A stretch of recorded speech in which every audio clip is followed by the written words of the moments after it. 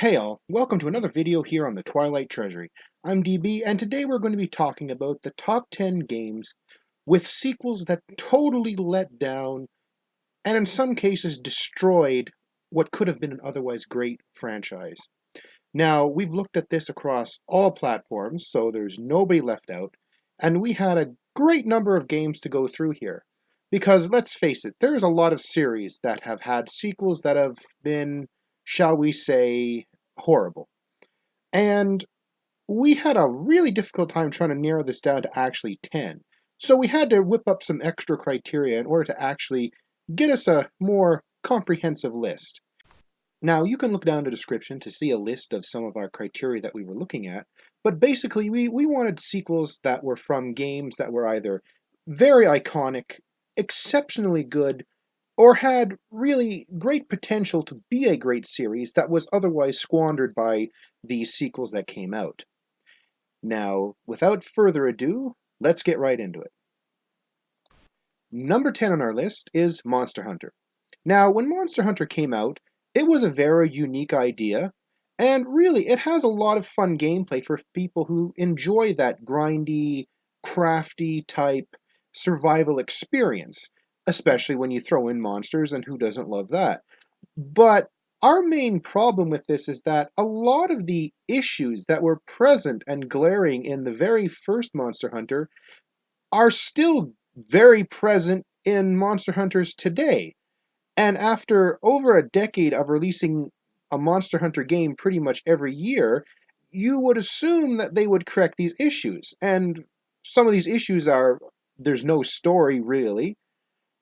Really, the combat is, in my opinion, horribly clunky, and really takes me out of the whole fighting experience with how slow it is. And really, it's just the same game basically released every year, with a minor update to graphics. And to me, if you're going to release a game series of that long, I want some variety. I want something more than just another class or another weapon. And really, a lot of the sequels have just never done anything really that different. And that's why it's our number 10. Number 9 on our list is Far Cry. Now, when Far Cry was released, it garnered a lot of attention, as it was really a great open-world, goofy type first-person shooter. And really, it had tight controls, great ambiance, pretty clear story to it, and really everything that could have made a great series. The problem is that sequels, barring one, were really a letdown. Far Cry 2 was really an unfinished game and really just felt like a way to capitalize on the success of Far Cry 1.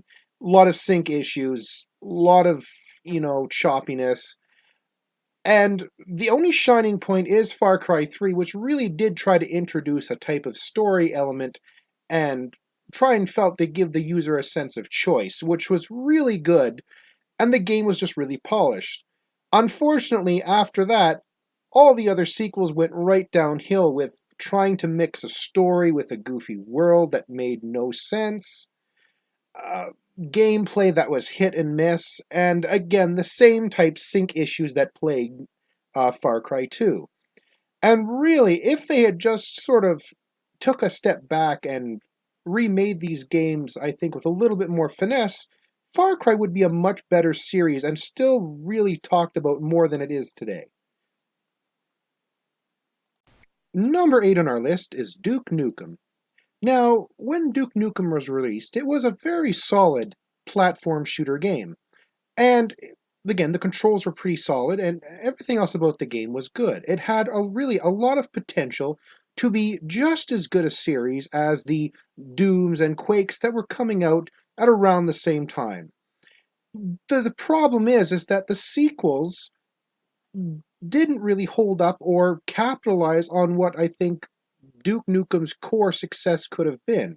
It was a very gritty, chain-smoking action hero that had a dry wit to him. And really, in some ways, I liked that better than the, as aforementioned, Doom and Quake games that were released at the time. The problem is the gameplay did nothing to differentiate itself. And really, as the game progressed, the direction went all over the place. It went from side-scrolling games, back to first-person shooters, to back to 2D scrollers. There was no focused direction for the series. And really, the game did get, as it progressed, a little slightly too sexist even for me, and that's saying something. And really, it was just a great series that was really squandered. Coming in at number 7 is Dragon Age.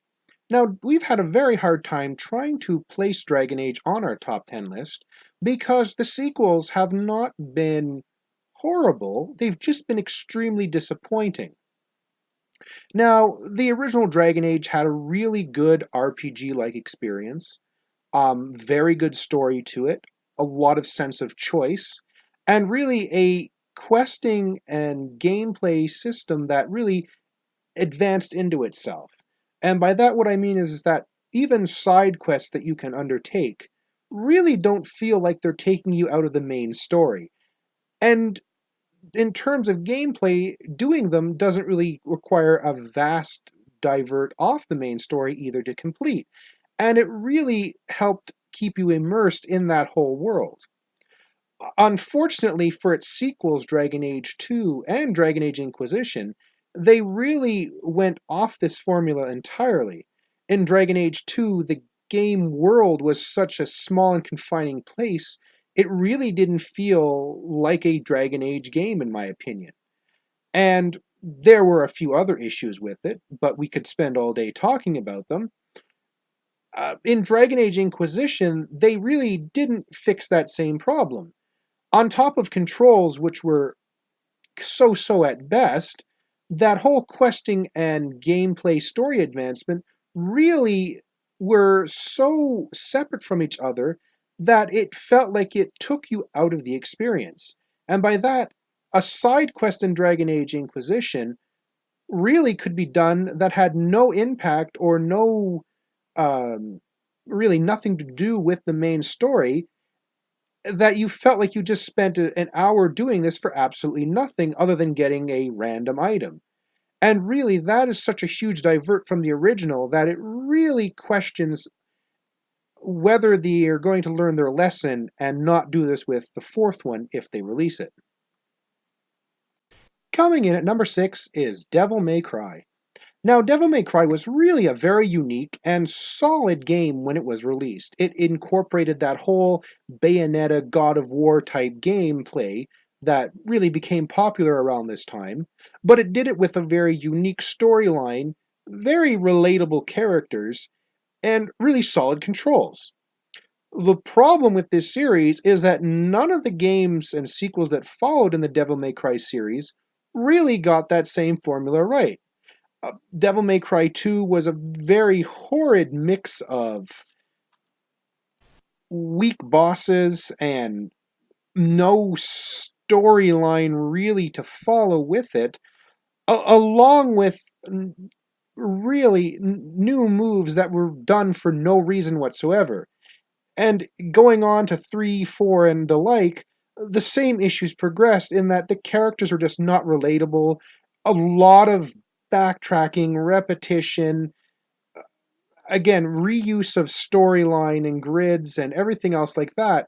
It really left the whole series a mess, and a shame too, because it was such a great and unique storyline that it really could have become, again, the God of War of its time. Coming in at number 5 is Crysis. Now, Crysis was released as an open-world, first-person shooter with exceptional graphics that hopefully most people could run. But really, other than that, the gameplay itself was really tight, great sound effects, and really controls that were pretty solid. It also had a great and unique storyline that sort of felt like a Terminator RoboCop, hunt the aliens type feel to it, and that was really good. It was very unique and had a lot of potential for a great long-running series. However, the sequels were a major letdown. I mean, if we jump right to Crysis 2, it had horrible level design. They changed the gameplay from an open world to a linear first-person shooter, which was a very bad decision. And they made a storyline for it that was very hard to follow and made no sense. They also added characters that were pretty much forgettable, and in some cases you wanted to forget about them. This was a common trend for a lot of the Crisis sequels, and added into that, a lot of the sequels very much felt like they were unfinished. It really felt that they were just trying to capitalize on the success of Crisis 1 and really just push out high quality products that tried to show off how good their graphics are. But it really destroyed a lot of what Crisis was starting to build, and it really was a series I think could have gone the distance if given a chance. Coming in at number 4 is Dead Rising. Now, Dead Rising was a very unique game when it came out, and it really sort of combined that whole zombie type experience with a Dynasty Warriors type theme. Now, normally that would be a bad thing, but for some reason the game seemed to make it work. And I think this is because it had such a unique and compelling storyline, along with a type of comedic type main character. And this all seemed to mishmash together into a game that was pretty solid and pretty good. The problem is that all of the sequels that followed it took away everything that made the first great.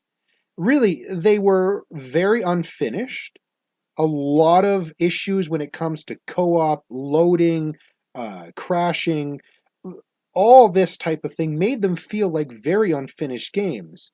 It almost felt like after the success of the first one, they were just trying to mass produce game after game after game in order to try and get as much money as possible. And really, I think this did kind of a disservice to everybody who really liked the first Dead Rising game.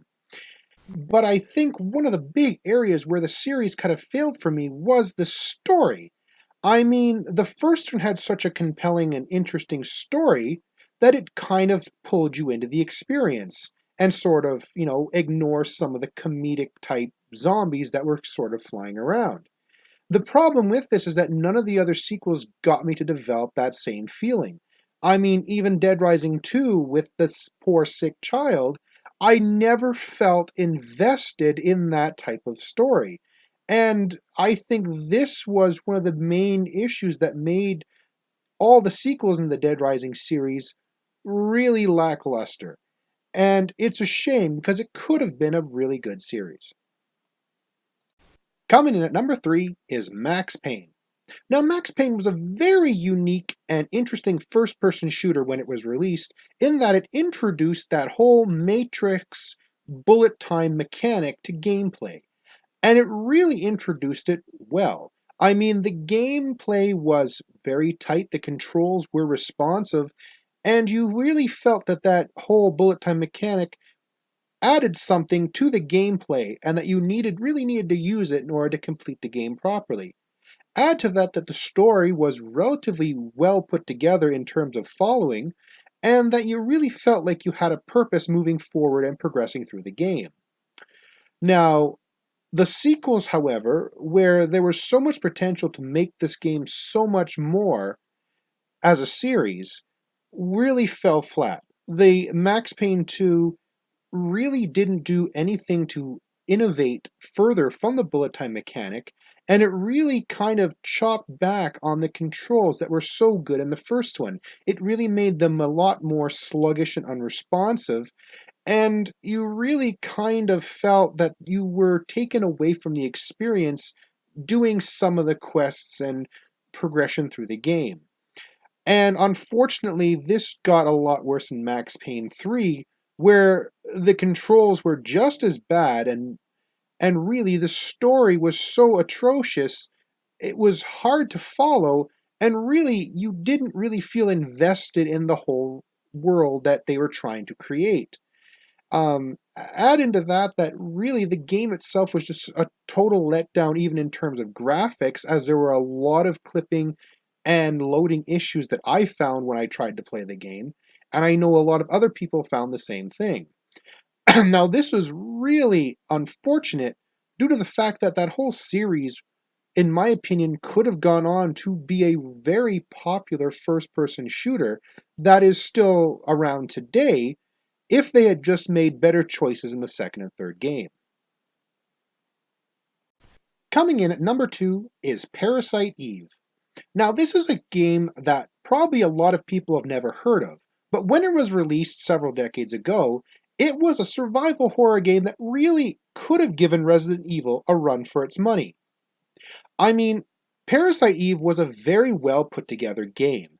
It had great level design, a very unique loadout and equipment style, and it had great sound effects. Add into that it had a great CGI and graphics set that at the time were considered very excellent. I mean, add all this in with a very comprehensive and unique storyline, and you had a game that could have been made into a very long-running series, much like Resident Evil. I mean, the game also had an anime-type design to it for its cutscenes, and as a huge fan of anime, I really enjoyed that. The problem with this series really comes from its sequels. Parasite Eve 2 was really horrible when it comes to its controls and camera angle. I mean, it was sort of designed in the style of the Dino Crisis and Resident Evil that were released around the same time, but because of the way Parasite Eve plays, it does not correlate to that type of gameplay well.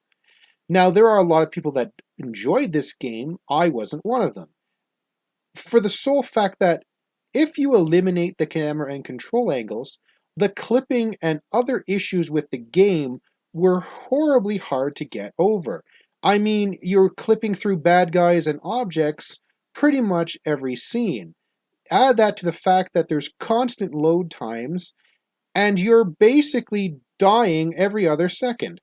I mean, this was an incredibly bad game from a level design. And Parasite Eve 3 didn't really learn from this problem, and it really, in my opinion, failed on the same levels. Now, when you add all these things together, you really can see why this series is not around today and why most people don't know it, and that's really a sad thing because it had such potential. It really had a very unique storyline to it that really could have been the next Resident Evil. And by comparing it to a game of that caliber, it really shows where this game could have gone. And for that, I'm kind of sad that it didn't get better sequels. And hitting our number 1 spot is Sonic the Hedgehog. I don't think there's ever been a more iconic character that's more remembered for being the face of the system and not for his games as there has been for it with Sonic the Hedgehog. I mean, the first game of Sonic the Hedgehog was very well put together. As a matter of fact, I'll say even the first couple of Sonic the Hedgehog games were really well put together. They were really good side-scrolling platformers that really gave you a good sense of speed, had very well put together controls, and really great soundtrack to go with them. And somewhere along the way after that, it just went to dirt. I mean, I don't know what happened with this series, but they went all over the place after the first few Sonic games. I mean, they went to first person, they went to side-scrolling, back to first person. It was really all over the place that it's really, I don't know how to actually describe it. And when you look at some of the more recent Sonic games, a lot of them are really unplayable. I mean, the storyline you can get behind, because Sonic never had a huge storyline to go with it, but there was something there. And it was probably the best thing of Sonic, in that all the Sonic games actually do have that same correlating storyline. The problem is the gameplay. The gameplay on more recent Sonic games is almost unplayable in that it's all over the place. I mean, some of the more recent Sonic games give you such a sense of speed, but it's an uncontrolled out of control tornado of where am I going? I can't control it. And that's never a good feeling you want to have when you're playing a game. And really, I could spend probably a whole episode talking about Sonic and trying to figure out where they went wrong. But really, it was one of the games that was always near the top of our list when we were doing series that kind of really failed the original. And we decided that it really did deserve the number one spot. And I really can only hope that maybe at some point in time, Sonic actually gets a really good game again. Well, there you have it, folks. That's our top 10 list of the best games that have had horrible sequels. But we want to know what you think. Make a comment below. Let us know on Twitter. Just let us know if you agree with our list or if there's a game that you think should be on it. But thanks for watching anyway. Like and subscribe. Let us know you really like this content. And if there's something you want to see us do or look into, put it in the comments also. And again, for now, this is DB from the Twilight Treasury saying thank you all for watching. Have a good day.